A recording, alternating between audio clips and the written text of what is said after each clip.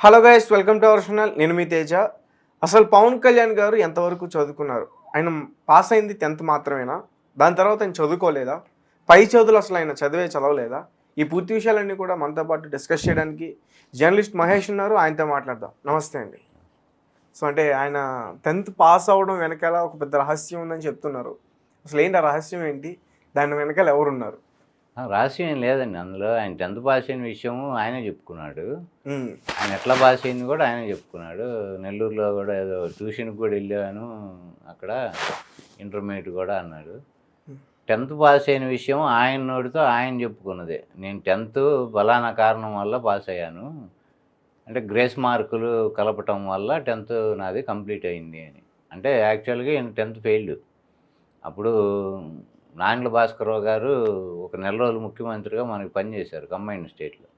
అవునా? ఇప్పుడున్న నాండ్ల మనోహర్ గారి ఫాదర్ ఆయన. ఇప్పుడు మనోహర్ గారు పవన్ కళ్యాణ్తో పాటే ఉంటారు కదా. ఆయన ఫస్ట్ నుంచి జనసేనలోనే పవన్ కళ్యాణ్ అంటే జనసేనలో నెంబర్ 2గా ఉన్నాడు ఫస్ట్ నుంచి. ఆయన పార్టీ పెట్టిన దగ్గర నుంచి 10 పెద్ద సంవత్సరాలు. తల ఆయన అయితే చిన్న తల ఈయన అన్నమాట. అంటే దాదాపుగా పవన్ కళ్యాణ్ సమానమే. సమానం అంటే ఇంకా ఒక రకంగా ఎక్కువే. ఎందుకంటే ఈయనకి పార్టీని నడపటంలో అనుభవం లేదు ఒకటి. 2 పాలసీ మ్యాటర్లు కానీ వేటిల్లోనూ, లేకపోతే పార్టీ కోఆర్డినేట్ చేసుకోవడంలో ఈయనకి ఏ అనుభవం లేదు. అవన్నీ ఏంటంటే బ్యాక్ ఎండ్ మనోహర్ గారే చేస్తారని పార్టీలోంచి బయటకు వచ్చిన వాళ్ళు కూడా చాలామంది చెప్పారు. ఈయనకేమీ తెలియదు, మేమేమైనా మాట్లాడిపోతే కూడా ఆయనకి సబ్జెక్టే తెలియదు, ఎక్కడ ఏ లీడర్ ఉన్నాడో కూడా సరిగ్గా తెలియదు ఆయనకి, అవి మొత్తం చూసుకునేది మనోహర్ గారే అని చెప్పారు. పార్టీలోంచి బయటకు వచ్చిన వాళ్ళు, జనసేనలో చాలా కాలం ఉండి బయటకు వచ్చిన వాళ్ళు. సరే, ఇప్పుడు ఈ పాయింట్కి వస్తే ఆయన 10th గ్రేస్ మార్కులు అప్పుడు నాయన్ల భాస్కరరావు గారు ఒక నెల రోజులు ముఖ్యమంత్రిగా చేశారు. ఎన్టీ రామారావు గారు సీఎం గుండంగా 83 తర్వాత సీఎం ఆయన. ఆయన ఏదో ఆరోగ్యరీత్యా అనారోగ్యం ఏదో ఉండి ఆయన అమెరికా వెళ్తే ఆ టైంలో ఈయన ఇక్కడ ఆయన్ని పడగొట్టి ఈయన అధికారం దక్కించుకొని ఒక నెల రోజులు సీఎంగా చేశారు ఈయన. ఈ నెల రోజులు సీఎంగా చేసిన టైంలో 10th రాసిన విద్యార్థులకి ఒక 4 మార్కులు గ్రేస్ మార్కులు కలపండి, అంటే ఫెయిల్ అయిన వాళ్ళకి, ఎవరైతే దగ్గరలో 4 మార్కులు తక్కువ వచ్చి 10th ఫెయిల్ అవుతారో వాళ్ళకి 4 మార్కులు కలిపి వాళ్ళని పాస్ చేయండి అని ఈయన ఒక జీవో ఇచ్చారు. దాన్ని బట్టి అప్పుడు ఈయన 31 మార్కులు ఏమో ఈయనకు వచ్చినాయి పవన్ కళ్యాణ్కి ఒక సబ్జెక్టులో, మ్యాథమెటిక్స్ అనుకుంటా. ఆ 4 మార్కులు గ్రేస్ మార్కులు కలపటం వల్ల ఈయన 10th కంప్లీట్ చేయగలిగాడు. ఈ విషయం ఆయనే చెప్పుకున్నాడు. ఇప్పుడు మనమేం పరిశోధనలు చేసి ఏమీ తెలుసుకునే అవసరం లేదు. పవన్ కళ్యాణే పబ్లిక్గానే చెప్పాడు ఆ మాట. తర్వాత ఇంటర్మీడియట్లో ఎంఈసీ చదివాను, ఎంపీసీ చదివాను, సిఈసీ చదివాను, తర్వాత ఇంకోటి ఏదో గ్రూప్ 4 గ్రూపులు ఏదో చెప్పాడు ఆయన. అది 4 గ్రూపుల్లో ఏ గ్రూపు అనేది కరెక్ట్గా ఆయన ఏది చెప్పలేదు. కానీ మనం ఏంటంటే ఫ్యాన్స్ వాళ్ళు కానీ ఎవరు మనలాంటి వాళ్ళు మనకి నచ్చిన గ్రూప్ మనం సెలెక్ట్ చేసుకొని ఇది చదివాడు అని ఫిక్స్ అవ్వచ్చు మనం. తర్వాత ఇంటర్మీడియట్ కూడా ఆయనకేం కంప్లీట్ అయినట్టు లేదు. ఆయన యాక్చువల్గా ఇప్పుడు ఆయన యాక్టివ్గా ఆయన క్వాలిఫికేషన్ ఏంటి అంటే 10th. ఆ 10th కూడా ఏంటంటే గ్రేస్ మార్కుల వల్ల 10th, లేదంటే హై స్కూల్ చదువు అయింది అంతవరకే. దీనివల్ల మనం గమనిస్తే మినిమం డిగ్రీ చదువుకున్న వాడికి ఏంటంటే ఒక కొంచెం ఏదైనా ఒక సబ్జెక్టు మీద నాలెడ్జ్ ఉంటుంది, ఏదో ఒక సబ్జెక్టు కనీసం. ఈయనకి మిగతా ఈ పాలిటిక్స్లో తిరగటం, పాలిటిక్స్ చేయటము, ఈ పొలిటికల్ నాలెడ్జి ఒకటి లేదు. పొలిటికల్ నాలెడ్జి తక్కువ, మిగతా నాలెడ్జ్ ఏది చూసుకున్నా కానీ ఎప్పుడు తక్కువ. ఒకసారి మనం జనసేన పెట్టకముందు పిఆర్పి టైంలో ఆయన తిరుగుతూ ఒకసారి పత్తి రైతులకి కోల్డ్ స్టోరేజ్ కట్టిస్తాం అన్నాడు ఆ టైంలో. తర్వాత ఈ మధ్యకాలంలో మనం మాట్లాడుతూ అర్జునుడు ద్రౌపది అన్నా చెల్లెళ్ళు అని చెప్పాడు. అని అంటే డిఫరెంట్ సబ్జెక్టుల మీద ఈయనకున్న అవగాహన గురించి మనం మాట్లాడుకుంటే అర్జునుడు ద్రౌపది అన్న చెల్లెళ్ళు ఏంటి అంటే మినిమం సనాతన ధర్మ పరిరక్షణకి నేనున్నాను అని మన ఆ మధ్య ఏదో కొత్త రకం వేషం వేసుకొని తిరిగాడు. అర్జునుడు ద్రౌపది ఒకళ్ళకొకళ్ళు ఏమవుతారో కూడా ఈయనకి నాలెడ్జ్ లేదు.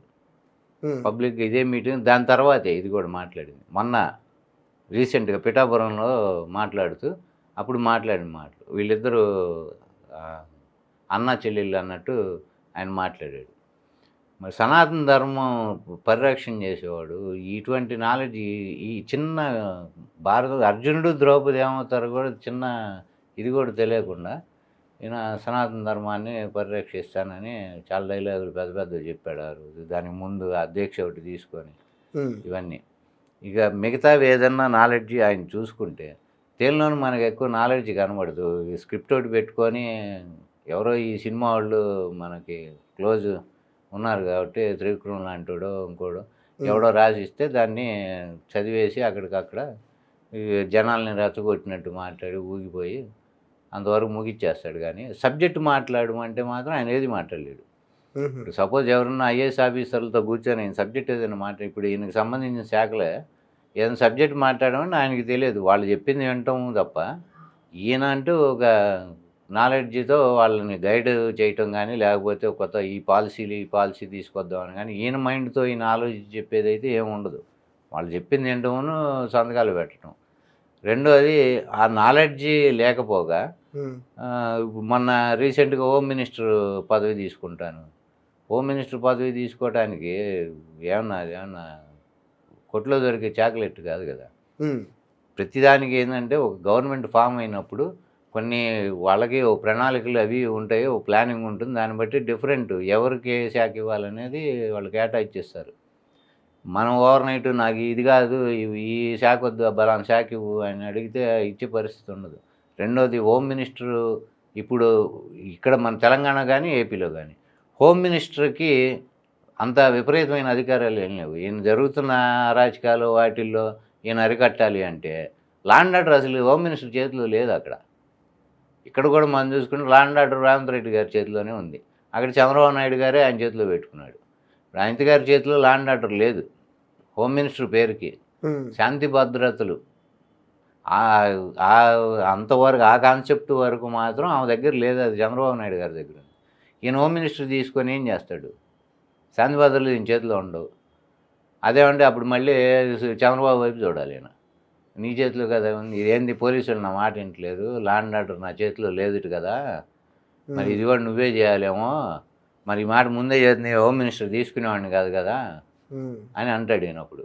అందుకని ఇట్లాంటి మాట్లాడేటప్పుడు ముందే అన్నీ తెలుసుకొని ఏ శాఖ కింద ఏమి ఉంటాయి, వాళ్ళ విధులు ఏంది, ఎంతవరకు వాళ్ళు దాని పరిధి ఉంటుంది. అంటే ఇప్పుడు మనం ఆ హోంశాఖ గురించి మాట్లాడినప్పుడు అది ఒక రకంగా కీ పోస్ట్ గవర్నమెంట్లో. దానికి సంబంధించిందే మనోడికి తెలియకపోతే ఈయన ఏమేమి శాఖలు చేస్తున్నాడో దాని మీద అవగాహన అనేది ఉందని పూర్తిగా అనుకుంటాం. మనం అనుకోగలమా? లేవు. కాబట్టి ఇది కూడా ఒక రకంగా శాఖల వరకే నాకు పవర్ అనుభవిస్తున్నాడు. ఏ శాఖల మీద నిర్ణయం తీసుకోవడం, ఈయన కింద ఏ శాఖలు ఉన్నాయి దాని మీద నిర్ణయం తీసుకోవటం కానీ, లేదా దానికి సంబంధించిన పాలసీలు ఏదైనా డిజైన్ చేయటమో, దానికి ఏదైనా శాఖ ఎట్లా దాన్ని డెవలప్ చేయాలని కానీ ఏదైనా ప్రణాళికలు ఇవి కానీ ఈయన సొంతగా ఏం చేయడు నాకు తెలిసి. అధికారులు చెప్పింది వింటాం, లేదంటే ఈ చంద్రబాబు నాయుడు గారో లేకపోతే లోకేషో ఎవరో ఒకళ్ళు వాళ్ళు కూడా ఈయన్ని హైజాక్ చేసి ఆ శాఖలు కూడా వీళ్ళే లీడ్ చేసే పరిస్థితి ఉంది. ఎందుకంటే మనకి నాలెడ్జ్ లేదు కాబట్టి. ఇప్పుడు ఇన్ని నెలలు అయింది ఇప్పుడు వచ్చి వాటి మీద పట్టు సాధించి ఏదన్నా ఇప్పుడు ఇట్లాంటివి మాట్లాడటంలో జాగ్రత్తగా మాట్లాడి మనం ఏం మాట్లాడుతున్నాం ఏంటి నలుగురిలో పలచన అవుతాము. మన మాట తీరు ఫ్యాన్స్ వాళ్ళకి నచ్చుతుందేమో కానీ కామన్ మ్యాన్కిను నాలెడ్జ్ కనీసం ఉన్నవాడి మినిమం అది వాళ్ళకి అర్థమైపోతుంది. ఇదంతా ల్యాక్ ఆఫ్ నాలెడ్జ్ ఇదంతా అని. ఫ్యాన్స్ వాళ్ళని సంతోషపెడితే సరిపోదు కదా మనం. ఇప్పుడు ఇది అంతకుముందు ఫ్యాన్స్ వాళ్ళని సంతోషపెడితే చాలు మనకి. ఇప్పుడు గవర్నమెంట్లో ఉన్నప్పుడు మన ప్రభుత్వం నడిచేటప్పుడు ఫ్యాన్స్ వాళ్ళని వరకు వాళ్ళని ఏదో కేరింతలు కొట్టిస్తే సరిపోదు. జనానికి నచ్చే పని, జనానికి ఉపయోగపడే పని చేయాలి. ఇక్కడ మనం వచ్చిన దగ్గర నుంచి ఏ ఒక్క ఇష్యూ ఇప్పుడు అక్కడ రేపులు జరిగినాయి, హత్యలు జరిగినాయి, ఇటువంటివి చాలా జరిగినాయి. వీటి మీద ఎప్పుడూ స్పందించలేదు ఆయన. స్పందించకుండా సడన్గా ఉన్నట్టుండి ఏదో ఒక మాట హోంమంత్రి నేను లేకపోతే పోలీసు వాళ్ళని ఒక మాట అని నేను డీజీపీకి చెబుతాను, వాళ్ళకి చెబుతాను. నీకేం హోదా ఉందని నువ్వు డీజీపీకి చెబుతానికి లా అండ్ ఆర్డర్ గురించి? ఎందుకంటే ఉప ముఖ్యమంత్రి అనేది ఏ పదవి కాదు అది అసలు. ఊరికే నువ్వు మినిస్టర్. అక్కడ డిప్యూటీ సీఎం అనేది ఎక్కడ లేదు అసలు. ఊరికి కంటి చుడుపు చర్యకి ఆ పేరు పెట్టి ఒకటి ఇస్తారు కానీ రాజ్యాంగబద్ధంగా పదవి లేదు అసలు. రాజ్యాంగబద్ధంగా పదవి లేనప్పుడు నీకు ఊరికే ఏంటంటే కంటి తుడుపుకి ఇక్కడ ఇస్తున్నారు వీళ్ళందరూ, కానీ దానికి ప్రత్యేక హోదాలు, ప్రత్యేక ఛాంబరు, ప్రత్యేకమైన అధికారాలు ఏవి ఉండవు దానికి. అందరు మినిస్టర్లాగా ఈయన మినిస్టర్ అంతే. నేను వాళ్ళకి చెబుతా, వీళ్ళకి చెబుతా, అది చేస్తా, ఇది చేస్తా అంటే అది చాలా జోక్, అది హాస్యాస్పదంగా ఉంటుంది. అందుకని ఇవన్నీ తెలుసుకొని మాట్లాడాలి. వీటన్నిటికి బ్యాక్గ్రౌండ్ ఏందయ్యా అంటే మనం సక్రమంగా సరైన వయసులో సరిగ్గా చదువుకోపోవటం. అది కరెక్ట్‌గా చేసుంటే అది ప్రభుత్వం ఏంటి, వాటి విధులు ఏంటి, ఎవరి పని ఏంటి అందులో, రాజ్యాంగానికి సంబంధించి ప్రభుత్వం లోబడి ప్రభుత్వం ఎటువంటి నిర్ణయాలు తీసుకుంటుంది, తీసుకోవాలి, దాని పరిధి ఏంటి, ఇవన్నీ తెలుస్తాయి. అవి తెలిసేవి. దీనివల్ల ఏందంటే మనోడు ఆటలో అరటిపండులాగా ప్రభుత్వంలో ఉన్నాడు తప్ప ఈయన ఎఫెక్ట్ గానీ, ఈయన అంత ఇంపాక్ట్ చూపించేది గానీ ఏముండదు. Right sir, thank you so much.